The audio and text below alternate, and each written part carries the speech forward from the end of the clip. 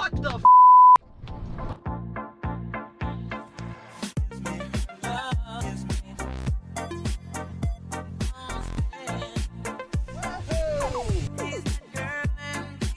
Alright, so before this video begins, I just wanted to give a real quick bit of context because I filmed this over the course of a few months and the transitioning of clips doesn't really make sense at times, especially at the beginning. I didn't really talk about the car itself, where it came from, etc. So I'll explain that now real quickly. My friend George, not the George who sold me this car that I'm in, the 04 DTS Coach Builder's car. By the way, you can see I'm still working on her. It's not an abandoned project by any means. I just wanted to continue flowing out some content to you guys. It wasn't this George who owned this Solstice. My other friend George, Geometro George, that George bought this Solstice because he was getting jealous watching me buy all these flood cars from Hurricane Ian, having all the fun I was having back in the fall. And so all of a sudden, one day, he bought another flood car first, not the Solstice, didn't even tell me about it until after he bought it, and then asked me, because he lives up in New England, hey Al, can I ship this to your house? I don't want to ship it all the way up to New England without knowing if the car is any good or not. So I go, all right, George, yeah, go ahead. Sends it to my house. In my opinion, when I saw it, I thought it was an absolute piece of crap, not worth saving. And so what does he do? Not even a week later, he buys another car from Copart, from Hurricane Ian, the Solstice you're about to see. Once again, ships it to my house. At this point, I'm not too thrilled because I was buying multiple cars a week myself from the flood auction. Then he's sending me more cars that I already don't have the time or space for. I took it in anyway. Come to find out, George finally came down months later to work on both those cars. He had bought the Solstice for me because he felt bad about sending the first car to me. And so he bought another absolutely swamped car as a gift for me. Thank you, George. I do appreciate it. I figured I'll at least release part one for now. You'll see that the car isn't quite done yet, but watch the video through. At least now you have some context about how this car came to be. I'll talk to you guys a little bit more about it at the end of this video. So here we are. Here we are. With George's Solstice here. He's graced Yes, me sir. with. Yes, sir. Here's the prize. Got the respirator on, plastic Here's the prize on the money. seat. This thing is disgusting. Thanks, George. Appreciate it. Okay. Oh, shit. That brake pedal goes right to the floor. Right to the floor. I don't know how much brakes we got. I mean, we got the e-brake, but... We got the e-brake. I put the e-brake on. Okay. Now. Okay. In neutral. As long as you can get it in neutral.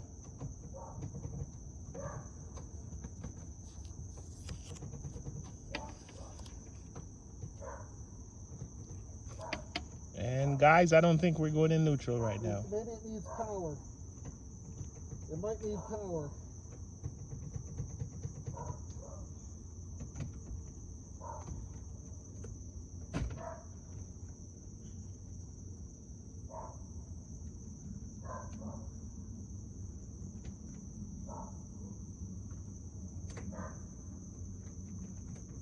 There we go. Neutral. Yep. Perfect. Okay. All right, so what's the game plan? I guess I'll push. All right. All you need is a little push. Once you start going the incline, then you can start with the... Oh, I don't even have to push. Okay, so just hold the wheels just like that, and we're good to go. Sure, ride the brake. Ride the brake. Turn the wheel towards the house. The house. Okay. Right? No, too much. Too much? Right there. Nope. Which way? The house a little bit. Okay. Roll. Now she's,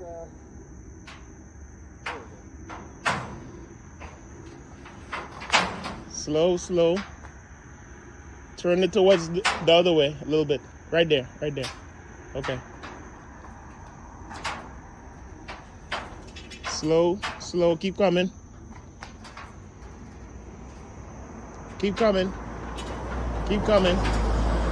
Don't turn it. Keep coming. Hold it right there. Yep, hold it right there. Keep coming. Keep coming down. Turn it towards, yeah. Keep coming. Keep coming. Keep coming.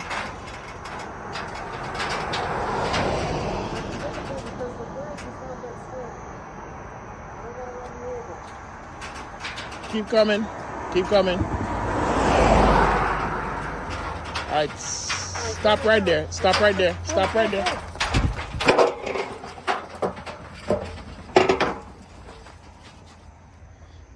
Okay. So you did not like to stop right here. The brake, I was pulling it as far as it would go. I didn't want to stop. I didn't want to kill you. Well, we got it off. He's successfully. Thanks, He's George. alive. George, like I told you just a second ago, $100 per minute I was in that car just now. I think I just made $400. Oh, that's awesome. Okay, here I am with George's mold machine. He's been begging me to do something with this thing, see if I can get it running. Just haven't had time. I'm gonna at least drain the oil today. It's missing its battery, which not a huge deal. I can just throw a battery in this thing, but someone got every penny out of this thing they could before insurance picked it up, even took their $100 battery out. The fuse box up here does look pretty clean. Maybe, I mean, with all this stuff everywhere, I feel like it should have got wet, but I popped out some fuses and relays and, well, there is a little bit of corrosion. So on that one, at least, I don't know, water might have got into that. It does look pretty decent. So maybe I'll drop a battery in it later and see what it does. But for right now, I'm gonna drain the oil, set the camera up here, and we'll see what comes out. I know it's gonna be water. The question is how much. I will say this car is pretty clean underneath. You can see it's some goof before I put the jack in the wrong spot when you got those very obvious jack points there. No, George, it wasn't me. All right, so let's see what comes out here. You can see all the water already. Here we go.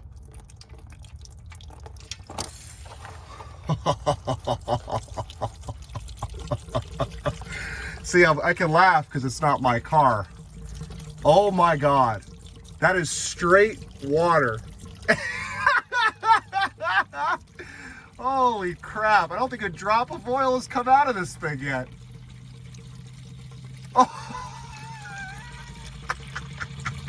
Oh, this thing's gonna get full. I don't know what I'm gonna do.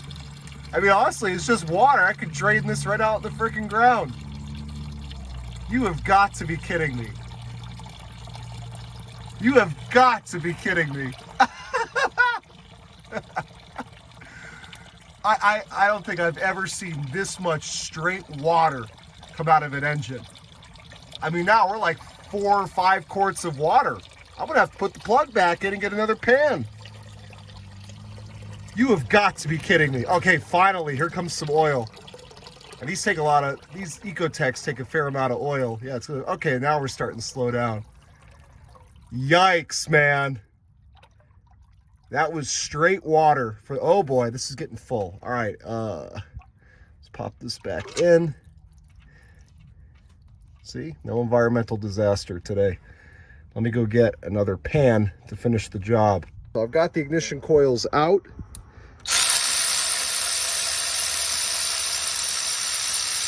Obviously, I broke that free by hand first before doing that. It wants me to take a look down in the cylinders.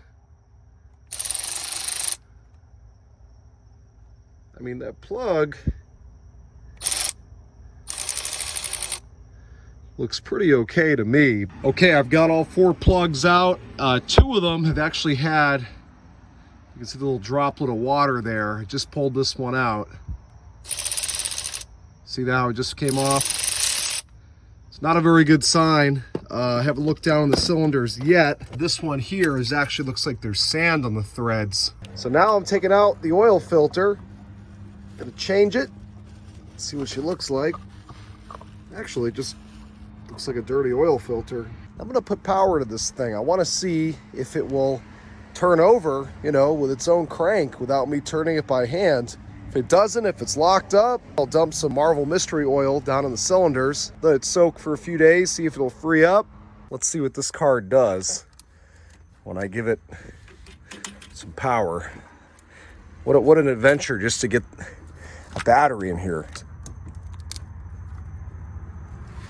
All right, we got some sparkage. I cover my mouth here.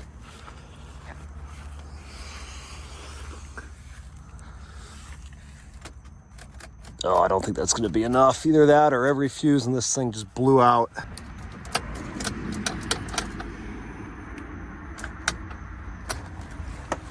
All right, so it was trying. I just think this battery connection's too weak. So let me snug it up, see if it starts. Okay, so I got a different battery and I did pull out the air filter. Good thing I thought of that because it's still soaking wet. So here we go. This will be a much better connection this time. I got a more proper battery for this car.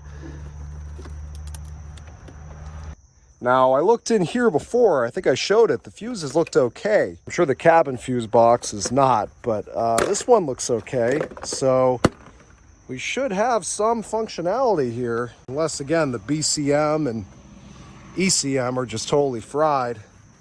So I'm going to have to hold my breath here, but the important thing I want to see is if it's going to turn over.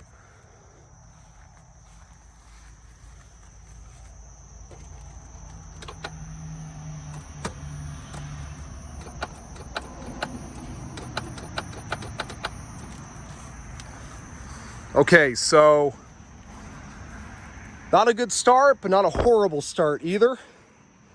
Now, this is a drive-by-wire vehicle, so it's an electronic throttle body and throttle, and you could hear it trying to do something. I think that's pretty normal behavior. You try to start, they move a little bit like that, but, you know, obviously the car is not trying to run yet.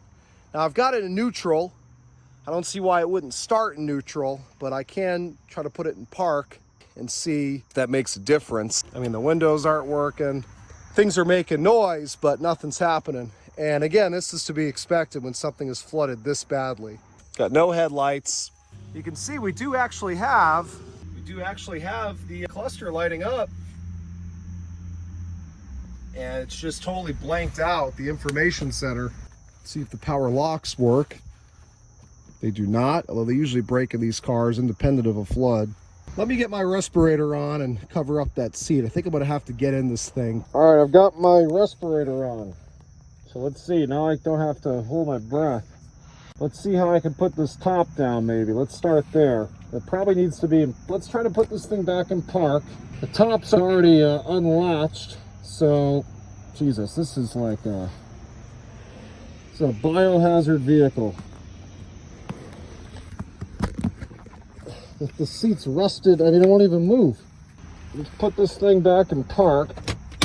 And now let's try to start it. Not a good sign. Everything is just bricked.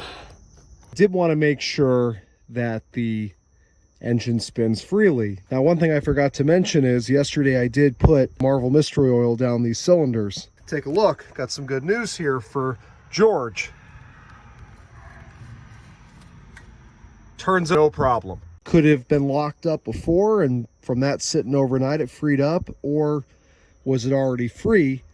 I don't know, but it doesn't matter. This video will pick up when George gets down here, hopefully soon, and now that he knows that the engine turns free and, well, a couple things work. See him when he gets here.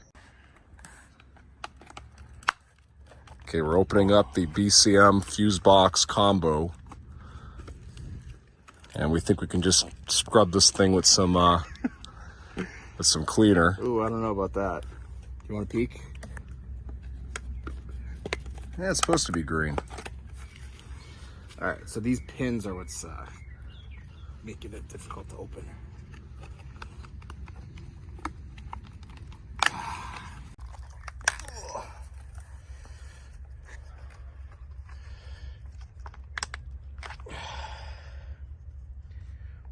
How the hell are we going to reuse that now, George? Just need to solder it in. I'll solder everything back in.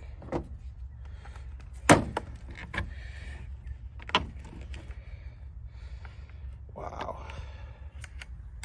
You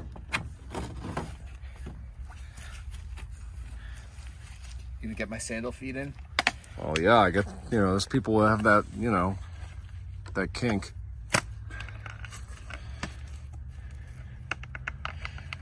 I feel like I'm breaking into a safe. Someone's gonna say their grandfather would have had this open 3 seconds. other uncle, and that we're doing it wrong.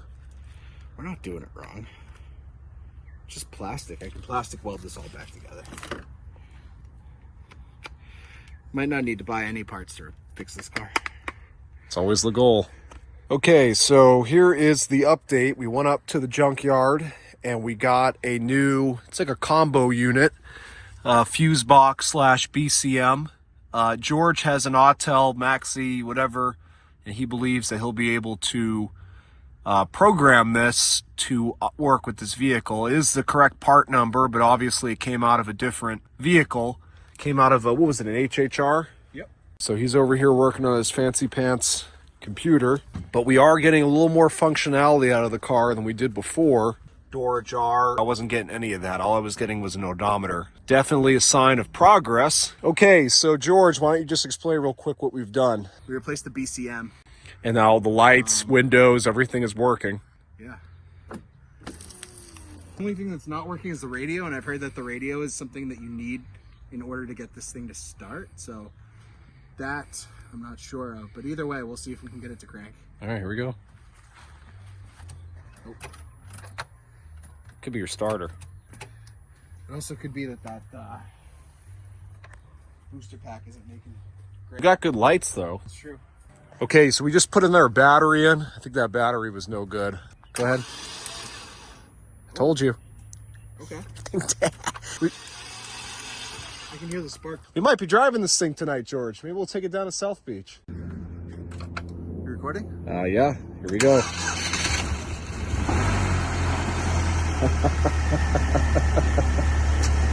I cannot believe it. I cannot believe it. It's running beautifully. Easy. Oh, what do you think? Lone head getting? No, it's all the moisture. You know that. George, I got to give it to you, man. I got a ride home. I thought you gave this to me. Otherwise, I got to charge you storage. No, it's all yours. I can't believe this. I know, right? This was so easy. Did you even program that BCM? Honestly, I've never had to program BCM. Oh, no, hold on. I think you're all right. I think it was just some stuff on the belts. Yeah, just shut it off. Let's just make sure there's nothing, I don't know what that was about. There might be some crap in the air box. I don't want it to get sucked up. Oh, yeah. All right, well, we know she's a runner, and it runs beautifully. Let's tidy it up. Even with that incredible vacuum leak, it's still... It was running smooth as silk. This gave you less of a fight than some of the cars I bought that were flooded half as deep. I'm shocked in a good way. What do we have in this thing? 40 minutes? I mean, besides when I did the initial clean out and stuff. Today, we have 40 minutes in it? Not even. We're driving this thing today. You realize that? Yeah. What about the transmission? Do you think there's water in the... these don't have a dipstick, I don't think. There very well could be, but we may as well bring it closer to the Of course, garage. put it up on ramps. You can do a pan drop. Yeah. I think we have to with this. But I mean, we still had a lot of time into actually going to LKQ, getting the BCM. Come on, George. For even if we had 10 hours in this thing, which we don't, to already have it running and running that well, I expected us to be working on this all weekend. We're gonna button this thing up, tidy it up, and we're gonna try to drive it. Stay tuned. Even the AC works. We got this thing running in like 30 minutes. All it needed was a new computer. Brakes are down to the floor. Yeah, I remember that that's why I almost ran over the truck driver. Huh. That's interesting, huh? Can't be a brake line. It's gotta be something stupid. Will it go into gear? I remember there being something wrong with that. I had to push, there's a release. Underneath the trim, before you break it, there's something you gotta push with like a pen. Thing runs like brand new.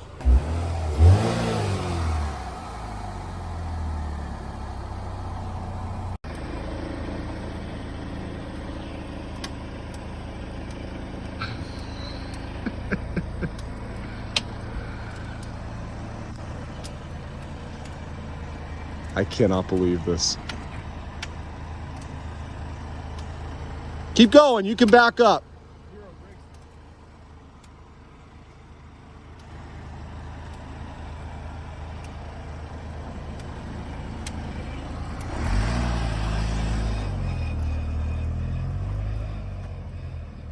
Unbelievable. You just turn.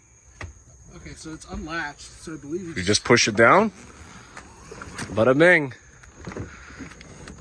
Yeah, that's all she wrote. Well, don't latch that thing again. Let's just put it loosely. It's a lot nicer now for working in here. It's not as nasty. We're gonna have to test out that CD in the glove box. Problem is the radio doesn't work. Right. I think the radio is one of the casualties. Also the trunk actuator. Brake knob with a special function. Automated bleed.